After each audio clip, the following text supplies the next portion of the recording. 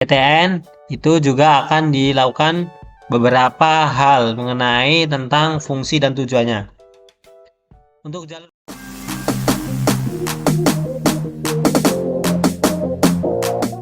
Halo teman-teman, masih di kampus impian teman-teman. Jadi kali ini kita akan menjelaskan tentang seleksi nasional penerimaan mahasiswa baru di perguruan tinggi tahun 2023 ya teman-teman. Jadi siapa aja sih di sini coba yang udah menyiapkan diri nih ya, untuk menyiapkan diri untuk menjadi mahasiswa ataupun calon mahasiswa baru di perguruan tinggi favorit kalian ya. Nah, ini ada peraturan yang terbaru ya teman-teman, jangan sampai ketinggalan pokoknya. Saya di sini akan menjelaskan dan gamblang, jika ada pertanyaan langsung saja ditulis di komentar ya teman-teman. Yang pertama, informasi sistem seleksi perguruan tinggi untuk diploma 3, sarjana terapan dan sarjana tahun 2023. Nah, ini ya tim persiapannya dari pelaksanaan seleksi masuk PTN. Lalu ada SNPBMP. Atau kalau dulu itu LTMPT ya, lalu sekarang itu namanya portalnya SPMB. Mempersiapkan dan melaksanakan tes PT yang kredibel, adil, transparan, fleksibel, dan efisien. Membantu perguruan tinggi memperoleh calon mahasiswa berdasarkan prestasi. Dan untuk yang tim persiapan dari PTN itu juga akan dilakukan beberapa hal mengenai tentang fungsi dan tujuannya. Untuk jalur kuota ini ya teman-teman, ini ada SNBP atau yang biasa disebut kalau tahun lalu itu namanya jalur prestasi atau SNPTN ya teman-teman. Berdasarkan nilai akademik saja, nilai akademik dan prestasinya tidak ditanggung biaya oleh pemerintah ya. Jadi ini biayanya kalau SNPT itu tidak ditanggung oleh pemerintah dan membayar. Kalau misalkan pakai kuliah dia tidak membayar. Nah, kalau untuk SNBP itu biayanya ditanggung oleh pemerintah, jadi tidak membayar ya teman-teman. Kalau untuk jalur mandiri nih, dapat menggunakan nilai UTBK. Jadi setelah kalian melakukan UTBK ini, kalian akan menggunakan lagi ya nilainya. Jadi kalau kita mengikuti UTBK, kita harus benar-benar memiliki nilai yang memadai ya teman-teman. PTN Badan Hukum SNBT minimum 30%. Nah, itu jalur kuotanya ya teman-teman, tadi sudah saya jelaskan jalur kuotanya. Lalu yang selanjutnya ada deskripsi PDSS atau SNBP. Pangkalan data siswa dan sekolah ya. Biasanya itu dilakukan sebelum kalian mengikuti SNBP ya, seleksi nasional berdasarkan prestasi. Nah, pangkalan data sekolah dan siswa atau PDSS merupakan basis data yang berisikan rekam jejak kinerja sekolah dan nilai rapor. PDS mengakomodasi kurikulum nasional 2006, KTSP, dan kurikulum 2013. Sekolah yang tidak menggunakan kurikulum nasional tidak diperolehkan mendaftar PDSS. Jadi pastikan kalian sekolah kalian udah terdaftar di PDSS ya teman-teman. Pengisian PDSS dilakukan oleh sekolah, dan untuk tahun ajaran dan tingkat yang sama PDS mengakomodasi perbedaan kurikulum. Nah, ini ya yang ditunggu-tunggu banget nih SNBP. Jadi untuk SNBP sendiri itu diperuntukkan untuk teman-teman yang sudah mengikuti ya, yang sudah mengikuti dari beberapa mata pelajaran ya, seperti ini ketentuannya. Persyaratan sekolah SMA mempunyai NPSN ya, ketentuan akreditasi 40%, 25%. Jadi kalau misalkan kalian akreditasinya lebih baik, maka yang mengikuti SNBP itu akan lebih banyak. Persyaratan peserta yaitu memiliki prestasi, memiliki nilai yang terdapat di PDSS, dan memiliki nilai rapor semester 1 sampai 5. Pilihan program studi setiap siswa dari jurusan IPA atau IPS Bahasa Indonesia diizinkan memilih prodi di PTN. Setiap siswa dapat memilih 2 program studi dari 1 PTN dan 2 PTN ya. Jika memiliki 2 program studi, salah satu harus berada di PTN yang pada provinsi yang sama. Misalkan nih kalian dari Yogyakarta ya, jadi kalian mengikuti yang di UGM, memilih salah satu ya di UGM atau UNY, jadi gitu. Lalu ada juga ketentuan pemeringkatan oleh sekolah.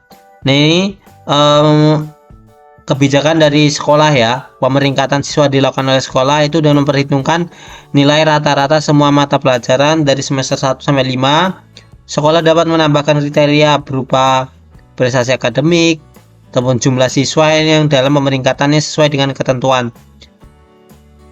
Lalu untuk portofolio, nah ini portofolio itu digunakan untuk teman-teman yang sudah melakukan tes ataupun melampirkan prestasi ya di bidang olahraga, misalkan kayak ini kan, penjas, pendidikan jasmani, seni rupa, desain, tari, teater, musik, seni, fotografi, film, dan seni ini membutuhkan portofolio seperti misalkan video ataupun surat rekomendasi gitu ya. Jadi ada dokumen tambahan untuk yang prodi-prodi yang saya lampirkan seperti ini. Lalu yang selanjutnya ada jadwal SNBP. Nah ini penting banget buat kalian. Sosialisasi PDSS 1 Desember ya kemarin ya. 8 Februari sosialisasi SNBP 1 Desember hingga 28 Februari. Launching kegiatan PMB atau penerimaan siswa baru 3 Januari. Penetapan siswa eligible 3 Januari. Jadi mulai tahun depan kalian udah siap-siap nih. Jadi ini kan hamin 30 hari lah menurut saya. Pengumuman SBNPP yaitu Maret. Jadi sebelum kalian ujian ataupun sebelum kalian lulus, kalian sudah dinyatakan untuk masuk di perguruan tinggi favorit ya teman-teman. Deskripsi UTBK atau SBMPT. Jadi ketika kalian sudah melakukan SNBP yaitu atau SNPTN, jadi kalian bisa mengikuti tes UTBK ya teman-teman. Ini ada materi-materi tesnya yaitu skolastik, pengenalan matematika, literasi bahasa Indonesia, dan literasi dalam bahasa Inggris. Metode tes, ujian tulis berbasis komputer. Kesempatan tes, setiap peserta hanya diperbolehkan mengikuti 1 kali ya. Jadi tidak ada pengulangan. Pelaksanaan tes dilaksanakan dalam 2 gelombang 14 hari dan 28 sesi. Hasil tes, setiap peserta akan memberikan hasil tes secara individu. Lalu untuk mekanisme pembayarannya, pembayaran akan diumumkan segera. Untuk tetap ya, untuk SNBT ini Rp200.000. Peserta membayar biaya UTBK sebagai persyaratan SBMPT sebesar Rp200.000. Nah kalau misalkan pembayaran itu biasanya ya di Bank BNI, BTN, yang bank yang mitra dengan PMB ini. Ujiannya ini tes potensi skolastik, pengenalan matematika, literasi dalam bahasa Inggris dan bahasa Indonesia. Nah ini tahapannya seperti ini ya teman-teman. Untuk tahapan akun SNBP ya. Lalu ada memilih akun menu verifikasi validasi data, memilih menu pendaftaran UTBK SNBT, dan juga lembaga dan mekanisme pembayar seperti itu ya teman-teman. Nah ini lokasi UTBK banyak banget di 74, yang paling banyak itu ada di Pulau Jawa ya teman-teman. Pulau Jawa ini padat banget untuk pusat UTBK-nya. Pelaksanaan UTBK ini ya, jadi Mei sudah melaksanakan UTBK itu sekitar tanggal 14 Mei sampai dengan 28 Mei. Persyaratan peserta nih untuk yang persyaratan UTBK yaitu memiliki nilai UTBK, lalu memiliki kesehatan yang memadai. Bagi peserta yang memilih program studi bidang seni dan olahraga wajib mengunggah portofolio ya, seperti tadi. Untuk SNBP dan SNBT itu wajib untuk mengunggah portofolio. Nah peserta pelamar beasiswa KIP, nah ini untuk kalian yang mempunyai kartu KIP, kartu Indonesia Pintar, kalian bisa banget nih untuk kuliah gratis dan juga mendapatkan uang pesangon ya.